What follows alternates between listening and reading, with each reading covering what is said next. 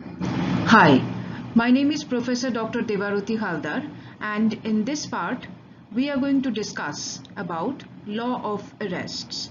This is the first part and we will be having two more parts discussing on law of arrests. This is the introduction part.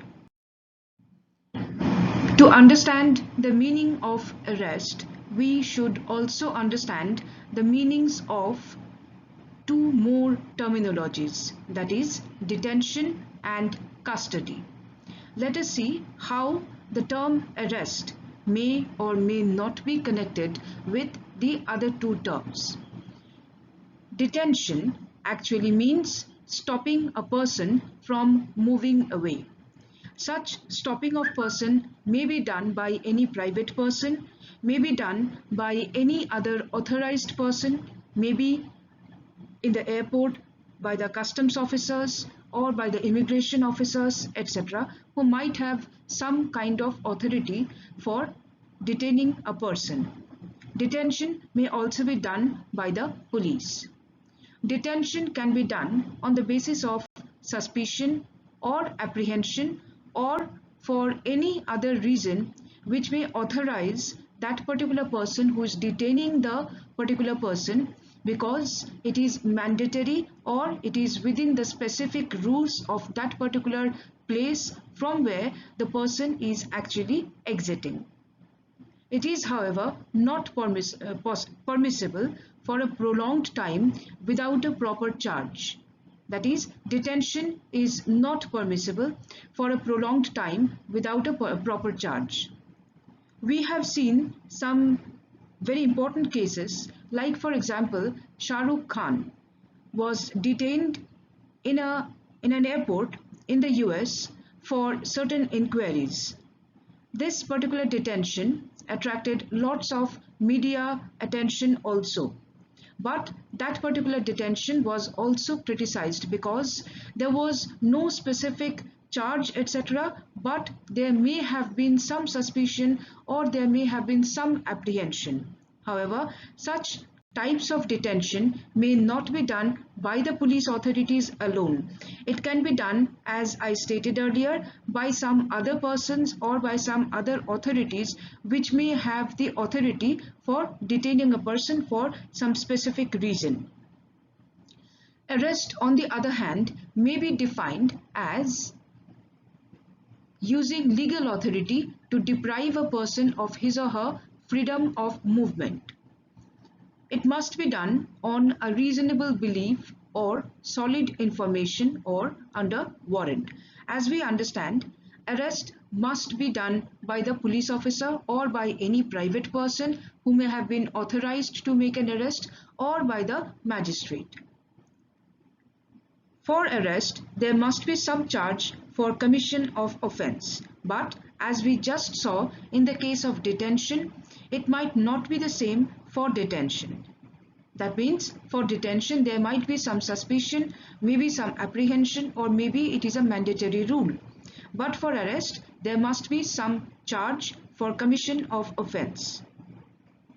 The persons who are arrested must be provided basic rights. For detention also, the person who may be detained must be provided some basic rights. Now, let us see the meaning of custody. Section 167 of the CRPC may explain the meaning of custody. It actually speaks about keeping the accused under surveillance as long as investigation is not over. Custody may have criminal law understanding as well as civil law understanding also. For example, we may get to see the term custody even for family law understanding, say for example custody of the child, or for example any other civil law matters, or even for example in criminal law matters that generally we do get to see. Custody in police lockup must be authorized by the magistrate. For example, when the person has been arrested, immediately the police takes the person under his or her custody, that is in the police officer's custody, and that must be authorized by the magistrate. This kind of police custody may go maximum for a period of 15 days and it should be reported to the magistrate. However, when there is a necessity for having more time, that means when there is a necessity that the arrested person must be put up in a longer custody period, it should be considered as a judicial custody, and that may be happening for a maximum of 90 days. Generally, judicial custodies may happen especially when the framing of the charge sheet is pending or the investigation is still pending, etc.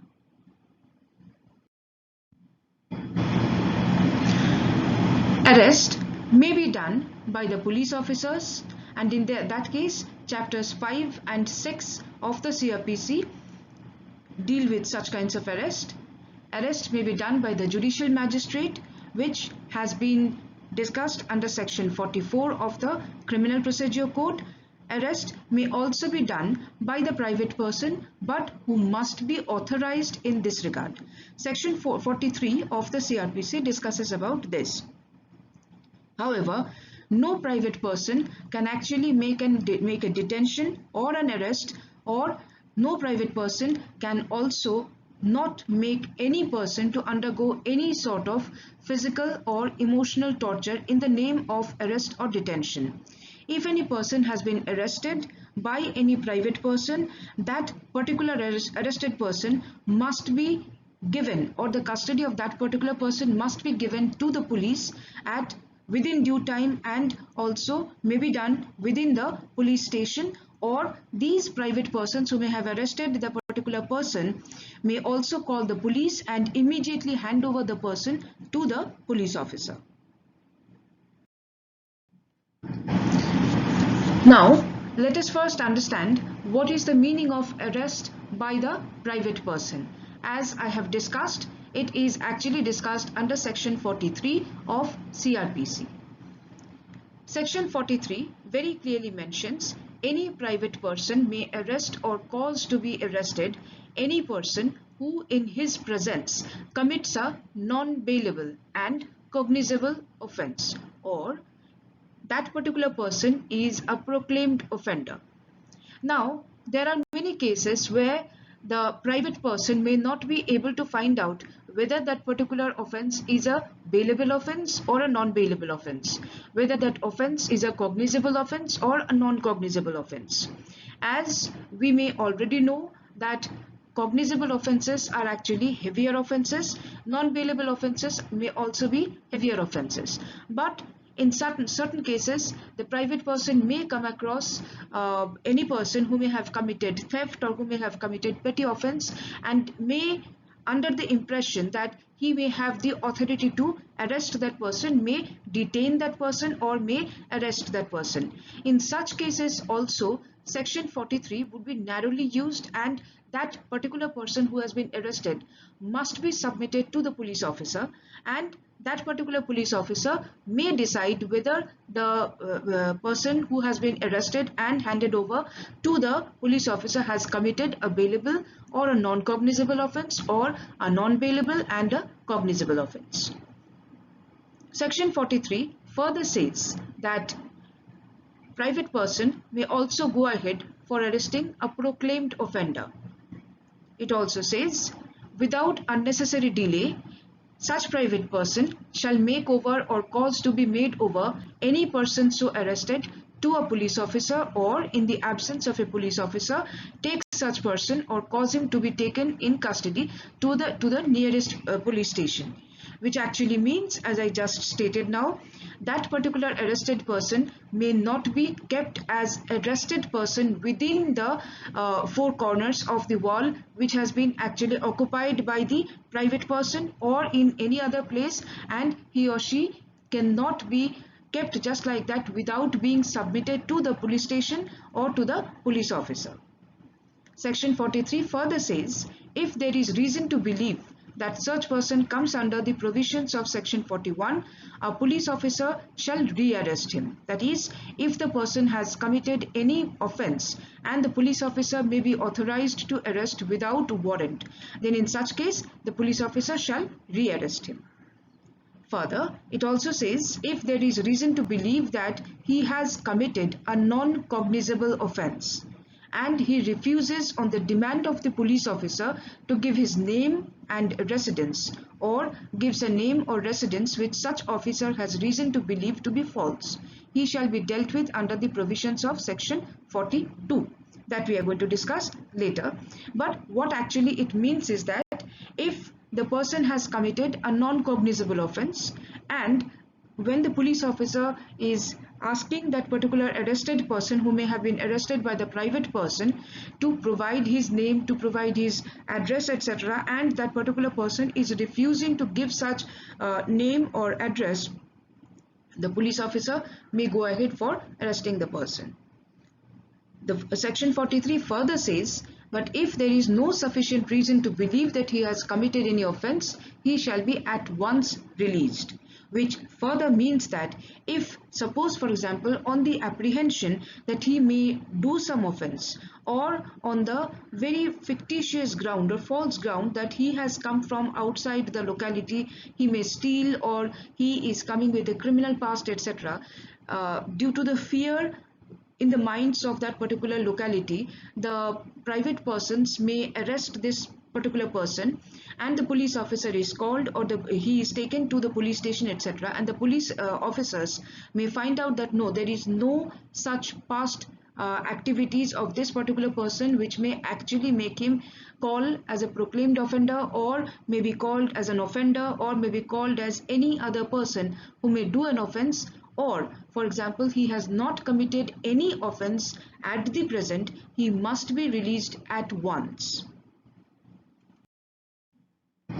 Section 44 deals with arrest by magistrate. It says, where any offense is committed in the presence of a magistrate, whether executive or judicial, within his local jurisdiction, he may himself arrest or order any person to arrest the offender, and may thereupon, subject to the provisions herein contained as to bail, commit the offender to custody.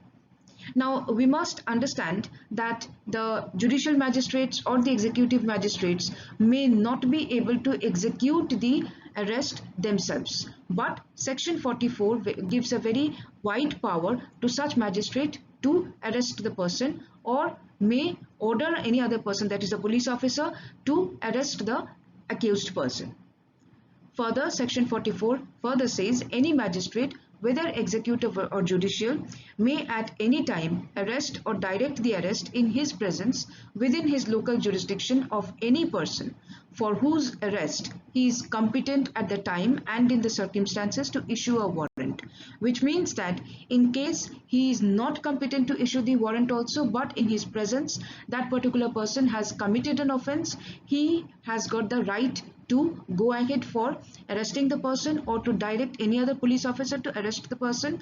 If he has got the cognizance, if he has got the jurisdiction to give a warrant, issue a warrant, etc., he may still go ahead for arresting the person, or directing the police officer to go ahead for arresting the person under section 44. However, this particular power which is given to the magistrate, any magistrate, like for executive magistrate or judicial magistrate, must be exercised very judiciously and very cautiously.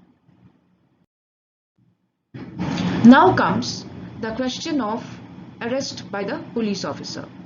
We will get to see that police officer can arrest a person under warrant or arrest without warrant.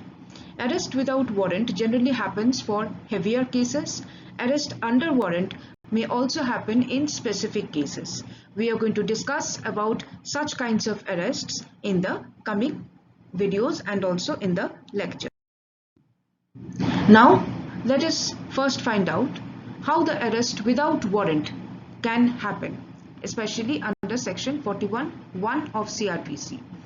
As you may see in the adjacent attached picture here, this is a case of Patiala case, where you get to see one police officer has been beaten, his hands were chopped off by two persons, and this was happening during the lockdown 2020, during this COVID-19 lockdown 2020.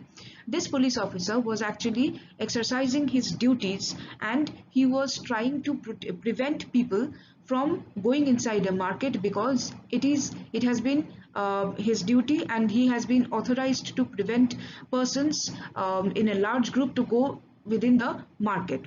Now he was doing his duties, and you can see on the very nearby, two persons are there. So one had taken out a weapon and had chopped the hand of the police officer who was on duty, and later onwards these few people who came across, who attacked the on duty police officer and also who chopped off the hand of the on duty police officer, were arrested. Now on the basis of this also, we may understand what is the meaning of arrest without warrant. That has been discussed under section 41(1) of the CRPC. It very clearly says, when police may arrest without warrant. That is, any police officer may, without an order from a magistrate and without a warrant, arrest any person who has been concerned in any cognizable offence, or against whom a reasonable complaint has been made, or credible information has been received, or a reasonable suspicion exists of his having been so concerned.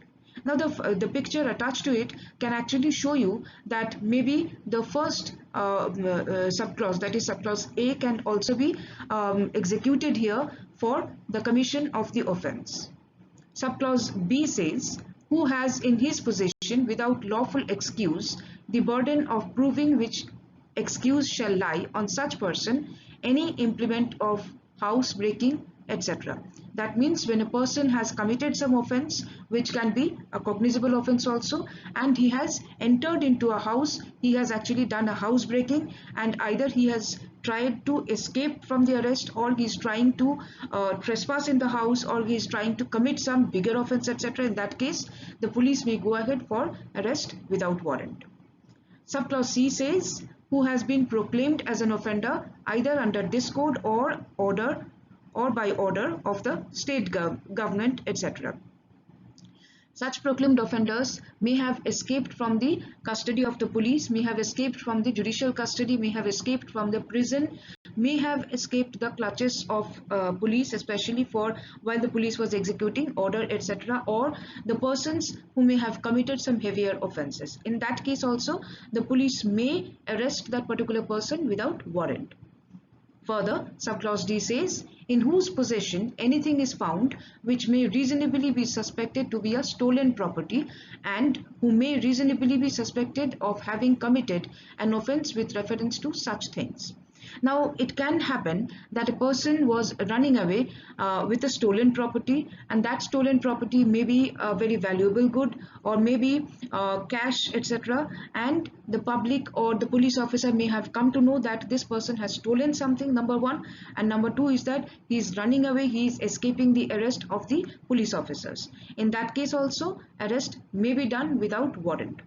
And subclause E, which may very well be fit with this particular picture, which says, who obstructs a police officer while in the execution of his duty, or who has escaped or attempts to escape from lawful custody. In this picture, you can get to see that, again I am telling, the police officer was on duties, and these few people tried to attack. They have actually attacked, they have chopped the hand of the police officer, and they tried to run away. So in such case also, arrest without warrant may immediately be executed. Further, subclause F says, who is reasonably suspected of being a deserter from any of the armed forces of the Union.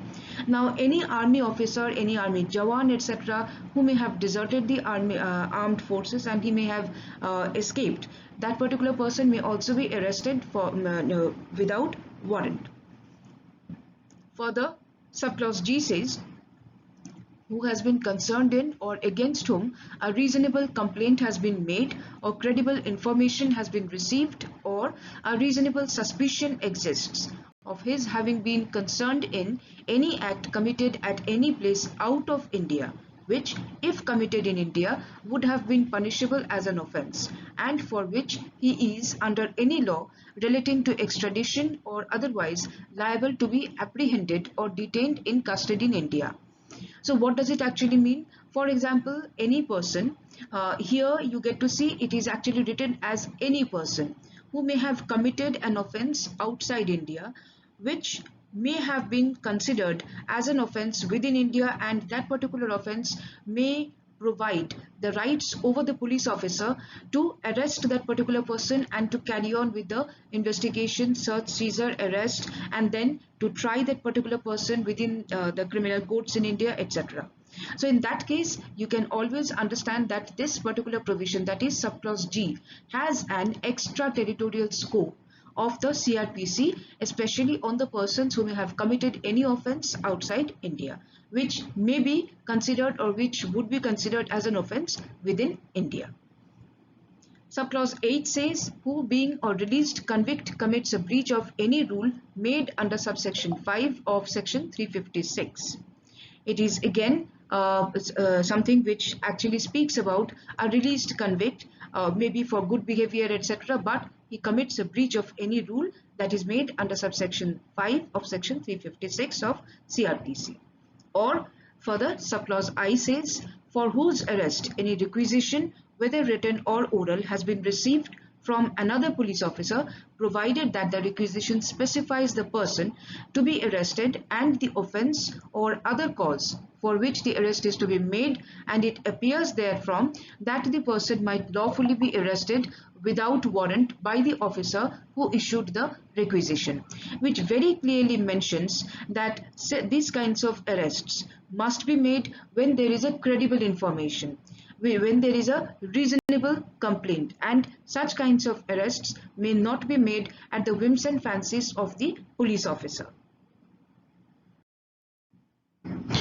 Section 41 subclause 2, however, discusses about the arrest of the persons who may have been apprehended or who may have committed an offence which is a non-cognizable offence. In such case, it very clearly says, subject to the provisions of section 42, no person concerned in a non-cognizable offence or against whom a complaint has been made or a credible information has been received or a reasonable suspicion exists of his having so concerned shall be arrested except under a warrant of order of a magistrate, under a warrant or order of a magistrate. That means if a person has committed an offence which is a non-cognizable offence, he may not be arrested without the order of the magistrate or without the warrant or without the issuing of the warrant by the magistrate. The picture attached with this particular slide is actually of Mr. Karunanidhi, who had been the former Chief Minister of Tamil Nadu. This picture shows that he was arrested by the police and he had been dragged to the police station. He had been dragged from his own bed, and because of such kind of arrest made by the police officer, the Sessions Court had severely criticized the police officer and the criminal justice machinery for making an arrest which is illegal, which is unethical, and also which is against the basic human rights of any human being, whether the person has committed a cognizable offence or a non-cognizable offence. This actually implies that persons who may have committed any offence which may be cognizable or non-cognizable must be arrested in a proper and humane way. Such kinds of persons may not be dragged, especially when a person is old, that is senior citizen above the age of 65, may not be manhandled and may not be treated in a very degrading way while doing the arrest. Thank you.